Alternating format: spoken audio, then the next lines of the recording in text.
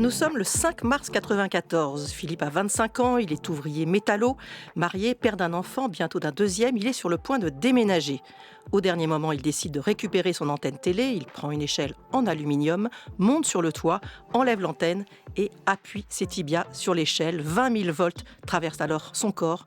C'est l'électrisation. Les médecins vont se battre pour le sauver, mais pour cela, ils seront obligés de l'amputer des 4 membres. Après des mois de rééducation, il démarre une nouvelle vie de sportif, porteur de handicap, sportif de haut niveau, adepte des défis les plus fous. Traversée de la Manche à la nage, Paris gagné de relier les 5 continents à la nage, record de profondeur de plongée pour un quadri-amputé et le Paris-Dakar. Aujourd'hui, commentateur des JO, conférencier, entrepreneur, 30 ans à se battre pour l'inclusion des handicapés dans notre société, mais aussi pour que son message passe. Rien n'est impossible. Alors que les Jeux paralympiques viennent de s'ouvrir, que le film d'Artus, Un petit truc en plus, a été vu par plus de 10 millions de spectateurs, quel regard porte-t-il sur ces 30 années écoulées? Quel constat aujourd'hui? Quel espoir pour demain? Philippe Croizon, bonjour. Bonjour. Vous nous faites le grand plaisir d'être notre premier invité de Carnet de Santé. C'est tous les samedis de midi à midi et demi. Merci beaucoup à vous. Ça veut dire que je suis le parrain? Oui, c'est ça. Magnifique. Donc, il faut que vous soyez bon. Moi aussi. Merci. En tout cas, merci à vous tous qui nous écoutez. Je l'ai dit, c'est la première de cette nouvelle émission. Je suis très émue, très fière de la présenter, de faire votre connaissance, vous, auditeurs de France Culture. Je vais être très, très honnête. J'ai certes 26 ans d'ancienneté à la télévision, mais c'est ma première en radio. J'espère pas ma dernière. En tout cas, je souhaite de tout mon cœur vous offrir des rendez-vous riches, intéressants, émouvants, qui nous permettront d'avancer dans ce domaine qui nous concerne tous, la santé du premier au dernier jour de notre vie et de celle de nos proches. Un sujet bien sûr aux enjeux multiples, le progrès, l'égalité, la liberté, la lutte contre les discriminations et le handicap en est un thème marquant. Alors Philippe, je le disais, les Jeux paralympiques viennent de débuter. Avant d'y venir, on va parler de vous, un des premiers à avoir montré que le sport était un des moyens de résilience face à ces accidents de la vie dont vous avez été victime. J'ai résumé votre histoire, l'accident, l'amputation progressive des membres. C'est survenu chez un homme jeune, vous avez 25 ans, qui était un grand sportif ou pas à l'époque? Non, pas du tout. Mais alors pas du tout, non. Un sportif canapé? Oui, j'étais un vrai sportif canapé, quoi. La boisson gazeuse, le paquet de chips, et on engueule les athlètes, quoi, parce qu'on est des vrais professionnels, bien sûr. Donc, non. Et puis, après l'accident, il m'a fallu 10 ans. 10 ans pour remonter la pente. Oui, 10 ans, parce qu'effectivement, on a l'impression que vous êtes tous comme ça, en train de rire et tout, mais il y a eu la colère, la dépression, il y a eu beaucoup de choses. Exactement, franchir les fameuses 5 phases du deuil dans mon canapé. Et au bout de 10 ans, j'ai rencontré une nouvelle fois l'amour, Susanna, qui m'a donné des palmes. Pas des ailes, mais des palmes, parce qu'elle m'a encouragé à lancer cette aventure de vouloir traverser la Manche, que j'avais vue sur mon lit d'hôpital. Quand je me suis réveillé après 2 mois de coma, que j'ai décidé de vivre pour mes 2 garçons et pour moi, je demandais à une infirmière d'allumer la télévision et je vois une jeune fille traverser la Manche. Et je suis capté par les images. Et je pense qu'à ce moment-là, j'ai juste oublié que j'étais devenu une personne handicapée, qu'on m'envoyait mes bras et mes jambes. Je me suis dit, un jour, je traverserai la Manche à la nage. Mais c'est ça. Pour moi, c'est ça, c'est porter le flambeau. Elle m'a donné son flambeau, sans le faire exprès. Elle avait son rêve de traverser la Manche. Moi, aujourd'hui, j'ai mené mes aventures. Et on voit aujourd'hui les Paralympiques, il y a plein d'athlètes qui eux aussi vont porter le flambeau et vont montrer à des enfants que c'est possible. Mais vous avez, certes, Suzanne a été extraordinaire pour ça, mais vous avez des parents, des enfants. Quelqu'un a tenté de vous décourager ou pas du tout? Non, jamais.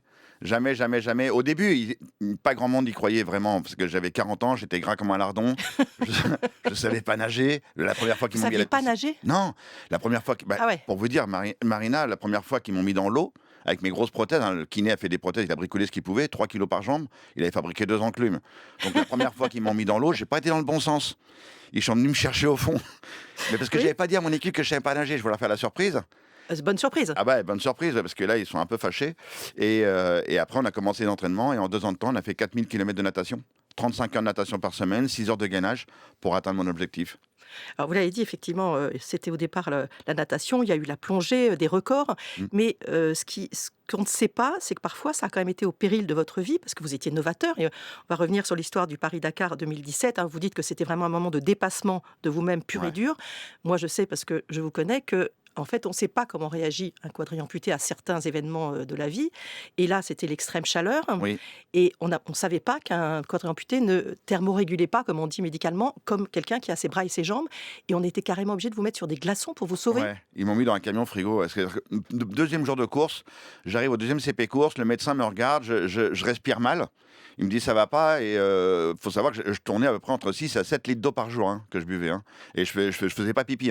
Tout partait par l'évacuation de la transpiration. Et là, il me dit ça va pas. Je dis non, pas trop. Et ils me sortent de la voiture, ils enlèvent le casque, ils m'arrosent de bouteilles d'eau fraîche. Et là, il y avait un camion frigo. Ils m'ont balancé dans le camion frigo pendant 45 minutes pour refaire descendre la chaleur de mon enveloppe corporelle. Il y a eu ça comme incident et aussi dans le détroit de Bering.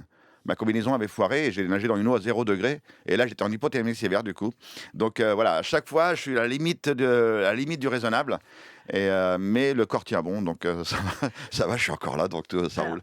Limite du raisonnable, il n'empêche que vous avez proposé à Elon Musk d'être le premier quadri-amputé un jour dans l'espace. Ouais.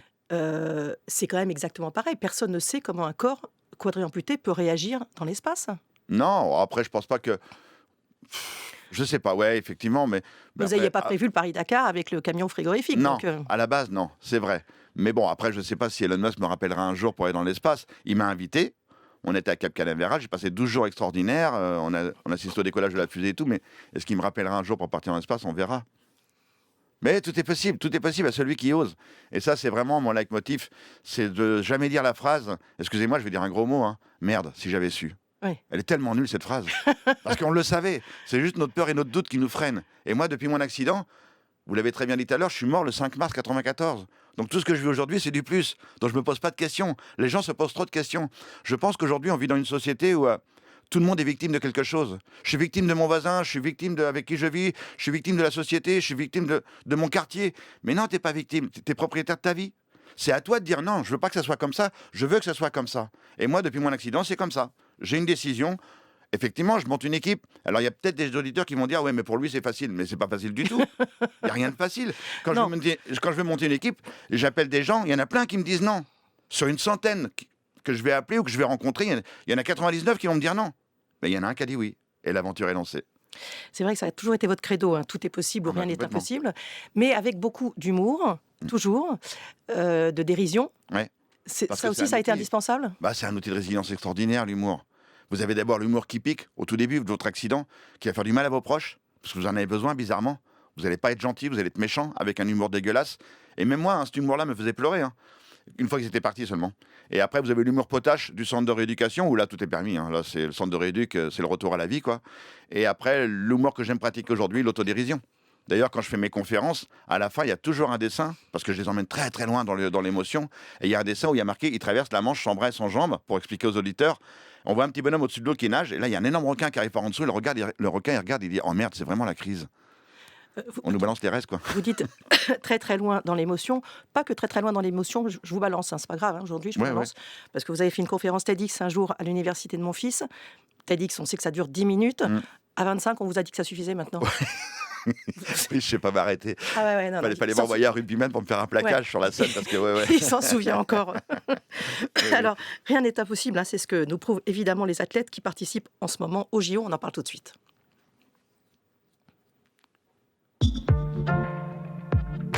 France Culture, carnet de santé. Marina Carrère-Dancos. Voilà, vous êtes bien effectivement sur France Culture, carnet de santé consacré au handicap, donc avec Philippe Croison pour cette première, une émission préparée par Anne-Claire Bazin, à la réalisation Thomas Jost, Alex Dang, à la technique et Flavien Andrisiac. J'espère que j'écorche pas son nom, sinon il me grondera, à la vidéo. Quelques chiffres, les JO, Jeux Olympiques, comptaient 10 500 athlètes.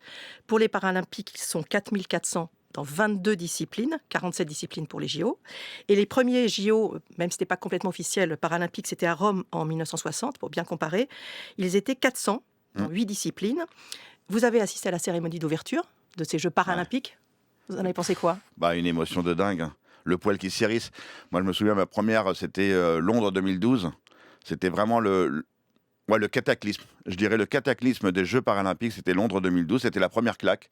Et je pense que la France est en train de mettre la deuxième.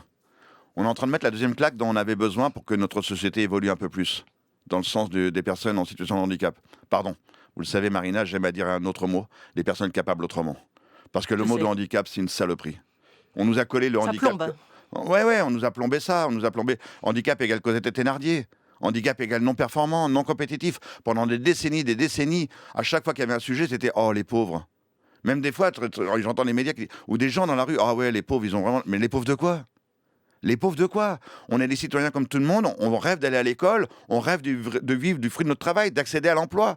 On ne veut pas être des gens à dire « Oh, les pauvres ». Non, non, du tout. Ça a évolué. Et ça, pour moi, les Jeux paralympiques, c'est ça. C'est changement de regard. Ça, on va parler effectivement après de l'accessibilité en France. Hein. Mais vous avez, en dehors d'assister à la cérémonie d'ouverture, vous avez aussi porté la flamme en Charente, c'était au mois de mai. Ouais. Grosse émotion?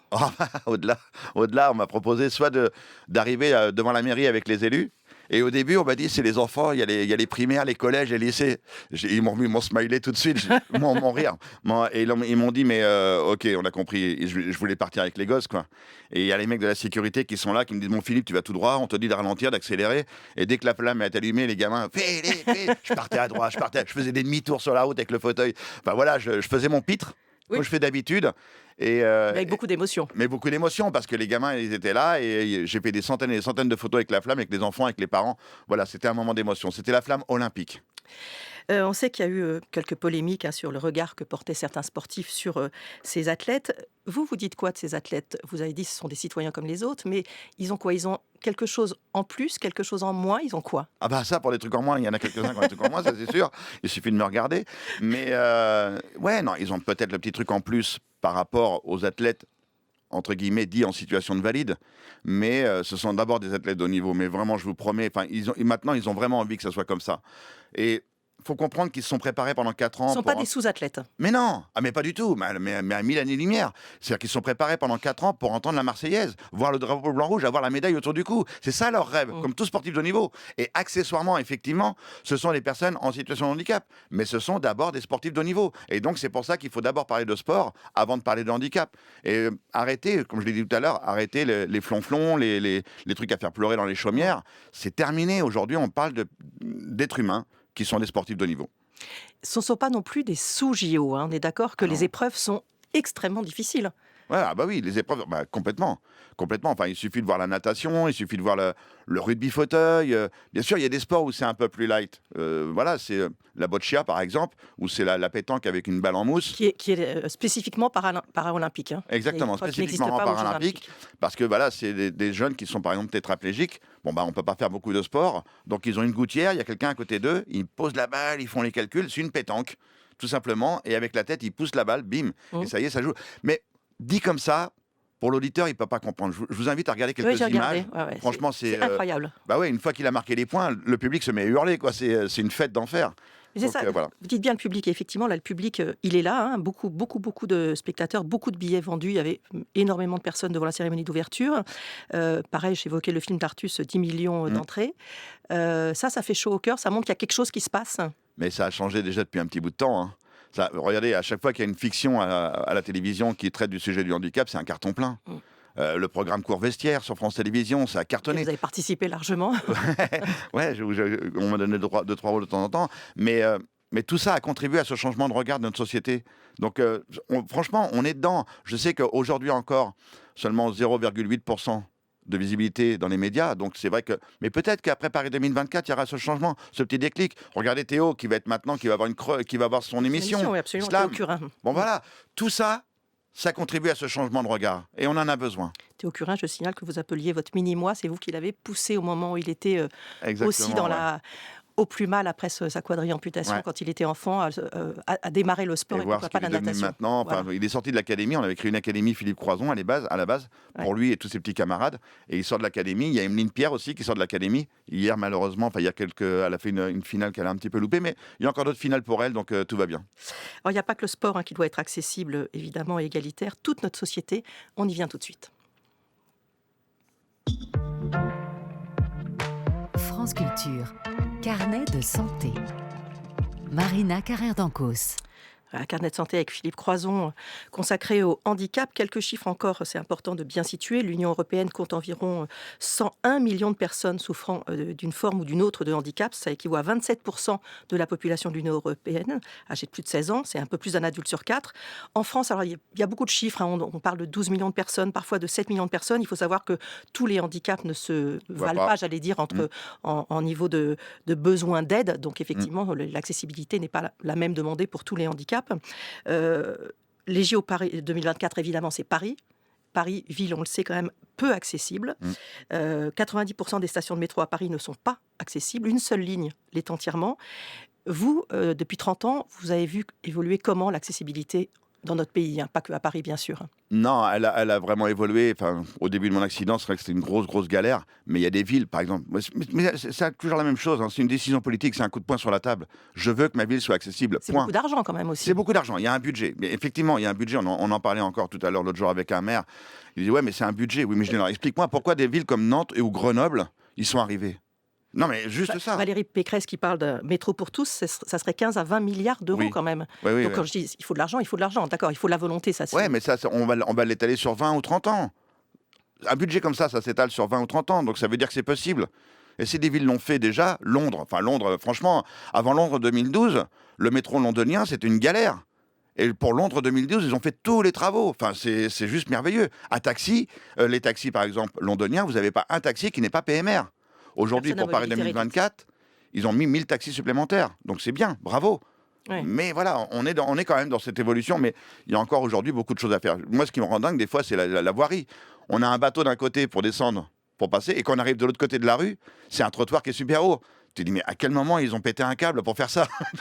Et en plus, c'est vrai qu'on a un peu reculé sur certaines choses. En 2005, il y a eu une législation donc, pour rendre les sites publics accessibles. Ça devait être fait en 2008. Pour les transports, ça devait être fait en 2015. Et puis, on a quand même un peu reculé sur les règles d'accessibilité.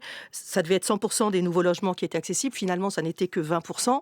Du coup, en 2022, le bilan, c'est simple. C'est que la moitié des espaces publics sont accessibles en France, la moitié des gares.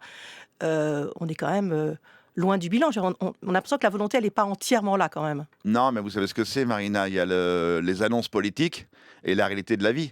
Et la réalité de la vie, de l'annonce politique qui est faite, on est à 1000 années-lumière. Et surtout, il y a beaucoup de gens qui ont demandé des dérogations. Et je pense que la première grosse erreur, ça a été de mettre la loi accessibilité avec la loi handicap.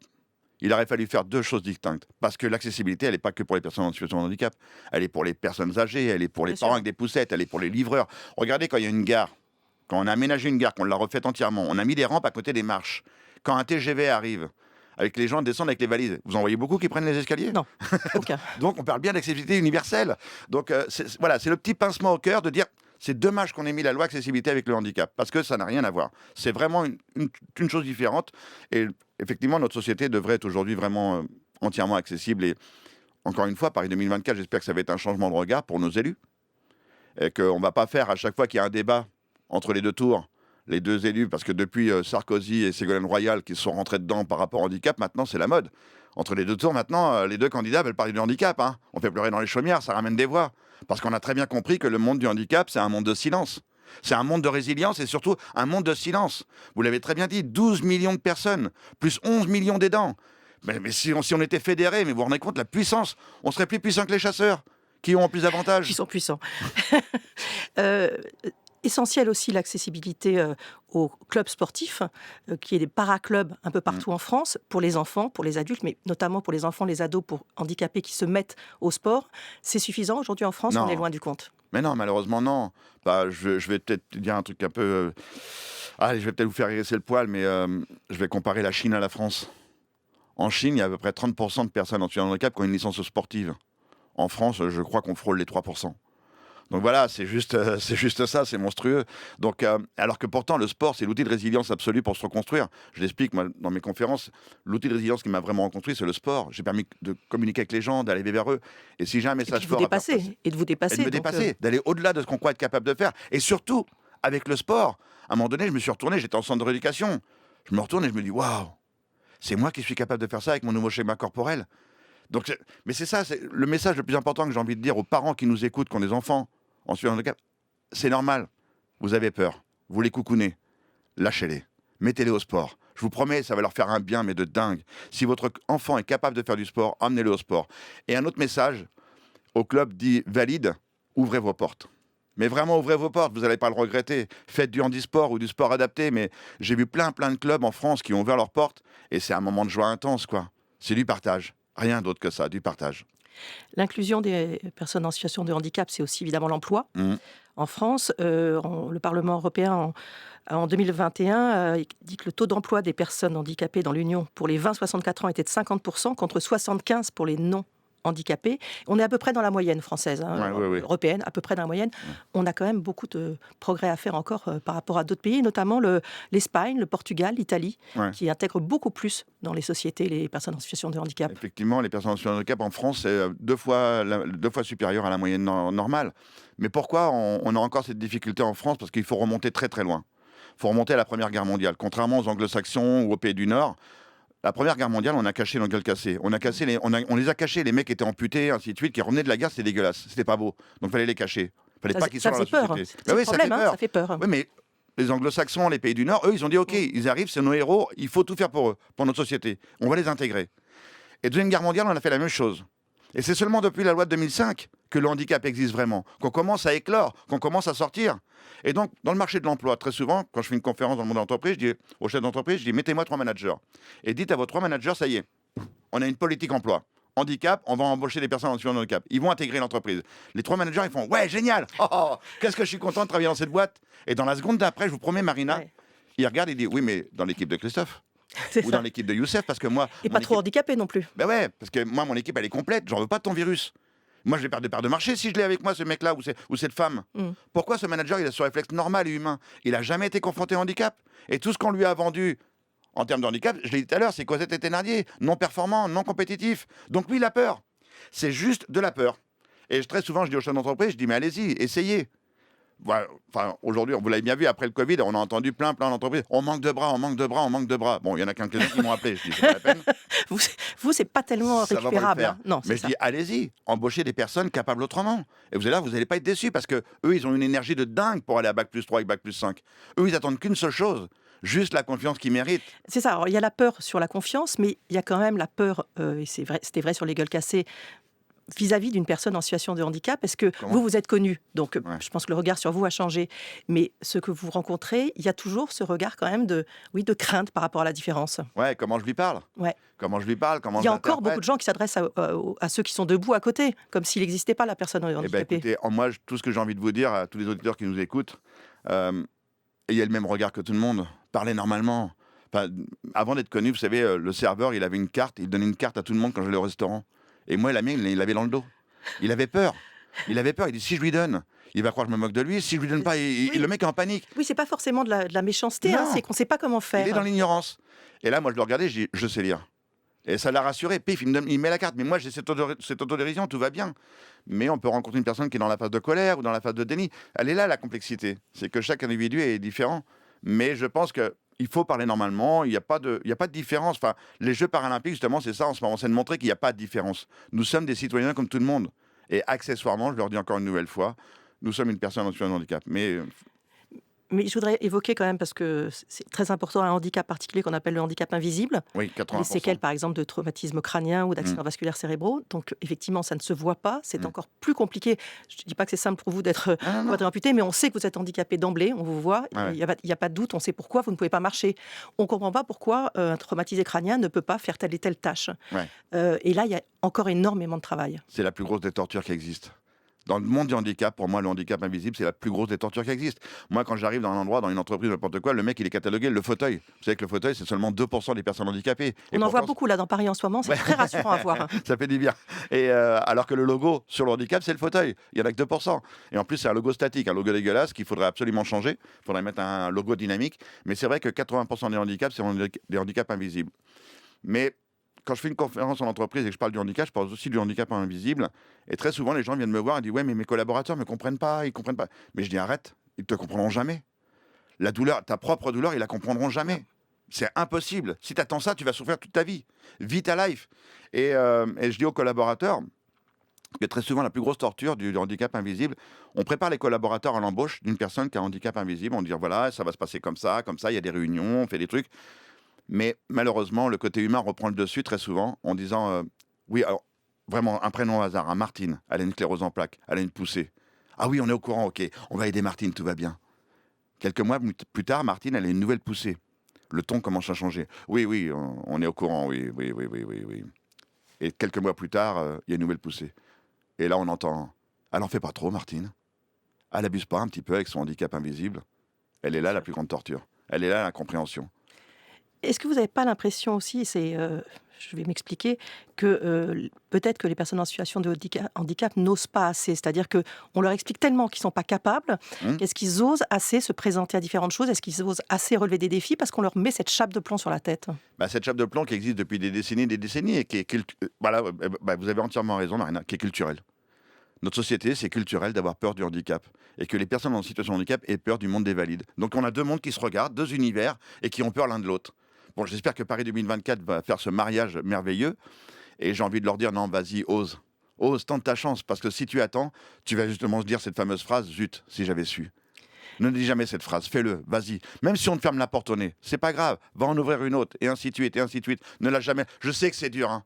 Je sais que ce que je suis en train de dire là, c'est la vérité de la palisse, c'est une sorte de... Je sais pas comment dire, mais pourtant ça fonctionne.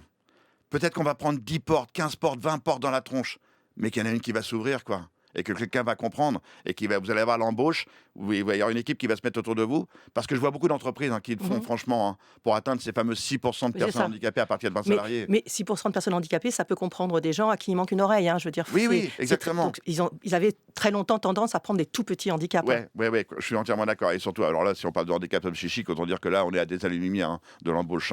Donc non, je parle surtout du handicap médulaire ou du handicap invisible. Mais ouais, faut oser, faut pas lâcher l'affaire. Et j'aimerais bien qu'on parle quand même de quelque chose que vous avez créé pour faciliter l'accessibilité, une appli qui est quand même assez géniale. Very Important Parking, il faut la télécharger, elle est gratuite, 100% gratuite. Elle est ouverte à toutes, il y a plus de 35 000 personnes qui l'ont téléchargée déjà, elle a 8 mois d'existence. On a plus de 800 000 lieux et places de parking référencés à travers toute la France. Là, il y a la Suisse qui nous a demandé de la développer chez eux, donc on va l'inaugurer là au mois de septembre en Suisse. Voilà, c'est gratuit, on trouve toutes les places de parking. C'est un Waze, le Waze de l'accessibilité universelle. C'est simple, hein. On trouve les plages accessibles, les restaurants, les pharmacies. Là, on est en train de voir pour référencer tous les médecins accessibles parce que quand on est dans les vieilles villes, il y a beaucoup de médecins, des dentistes où il y a des marches, on ne peut pas y accéder. Donc c'est terrible. Et donc voilà, c'est donc Very Important Parking sur tous les stores. Vous pouvez la télécharger et vous amuser avec. Et surtout, elle est participative. Voilà, chacun peut rajouter exactement, rajouter les toilettes, parce qu'on a mis les toilettes aussi. Très utile. On rappelle quand même que jamais on ne se gare sur une place handicapée quand on l'est pas, qu'on ne prend pas le macaron handicapé de son grand-père. C'est monstrueux, c'est juste monstrueux. Marina, alors peut-être qu'avec la nouvelle carte maintenant, ça va être un peu mieux. Puis là, on va référencer maintenant les plaques d'immatriculation. On est dans l'avancement parce que vous savez qu'à Paris, il y avait à peu près entre 25 000 et 30 000 fausses cartes. Excusez-moi, j'ai le droit de dire un gros mot? Oui, allez-y. Bon, il y a à peu près 25 000 ou 30 000 connards qui ont acheté une carte à 300 € sur Internet. Je ne savais pas ça. Parce que le parking est gratuit. Une fois qu'on est... Le parking est gratuit à partir... Donc le mec, il se dit, bon, ok, je paye 300 balles. Le macaron handicapé? Ouais, on l'achète sur Internet, au black, 300 balles, quoi. Mais par contre, après, le parking est gratuit. D'accord. Mais maintenant, avec le nouveau truc qu'on est en train de mettre en place, toutes les plaques d'immatriculation de toutes les personnes PMR vont être référencées. Donc, personne à mobilité réduite. L'idiot qui s'est garé avec sa fausse carte, il va se faire gauler. Votre gros mot était très édulcoré, je trouve. Je voudrais être une magicienne. Demain, je vous rends vos bras et vos jambes. Vous me dites quoi? Vous me dites merci? Vous me dites pas merci? Oh non, je ne vous dis pas merci parce que c'est... Alors, si je continue ma vie d'aujourd'hui, ouais, je vous dis merci, mais s'il faut que je retourne à ma vie d'avant, non, je le prends pas. C'est peut-être dur pour les auditeurs qui nous écoutent, mais ça a été dur, ça a été violent pendant 10 ans. J'ai même voulu mettre fin à mes jours à 2 reprises. Mais aujourd'hui, j'aime ma vie, elle est riche, quoi. Elle est riche, elle est puissante. Enfin, je fais des choses extraordinaires. Vous vous rendez compte, je fais les Jeux paralympiques. Pourvu que ça dure, quoi. Je fais à peu près entre 100 et 120 conférences à l'année. Je suis pratiquement parti tous les 2-3 jours, je suis sur scène. Et j'aime partager. Donc, non, j'aime ma life, pourvu que ça dure. Je range ma baguette magique. Un dernier mot. Est-ce que quand vous rêvez avec des bras et des jambes ou pas? Ouais, toujours. J'ai jamais eu de rêve amputé les 4 membres, ça n'existe pas. Je pense qu'il y a le subconscient, et pour le subconscient, j'ai toujours mes bras et mes jambes. Donc, d'où la douleur des membres fantômes, et ainsi de suite. Donc, je rêve toujours debout. Des fois, quand je suis avec mes petites filles, je cours avec elles, donc c'est que du bonheur. Merci infiniment. Je crois que vous avez été un parrain magnifique. Vraiment. Merci d'avoir parrainé cette première émission de Carnet de santé. Une émission, bien sûr, que vous pourrez retrouver la semaine prochaine avec un nouvel invité qui ne sera pas parrain, mais quand même un nouvel invité, même jour, même heure, évidemment, le samedi à midi. Merci infiniment, Philippe. Merci, Marina.